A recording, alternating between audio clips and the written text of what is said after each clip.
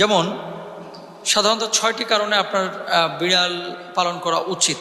1 number, বিড়াল যদি বাড়ির মধ্যে থাকে, আল্লাহ রসুল সাল্লাল্লাহু আলাইহি ওয়াসাল্লাম যেহেতু তিনি পছন্দ করেছেন, সুতরাং রসুল সাল্লাল্লাহু আলাইহি ওয়াসাল্লামের পছন্দের প্রাণী আপনার বাড়িতে আছে, মানে আল্লাহর রসুল যে প্রাণীটাকে পছন্দ করেছেন সেই প্রাণীটা আপনার বাড়িতে ফেরেশতা নিয়ে আসবেন। দ্বিতীয়ত, নবীজি সাল্লাল্লাহু আলাইহি ওয়াসাল্লাম যেহেতু পছন্দ করেছেন, আল্লাহর নবী যা পছন্দ করেছেন সেটা কিন্তু আল্লাহ পছন্দ করেন, তাহলে আপনাকেও সেটা পছন্দ করা উচিত।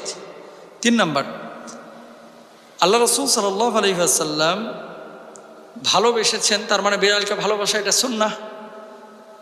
যদি আপনি বিড়াল ঘরের মধ্যে রাখেন, একটা সুন্নাহ পালন হবে।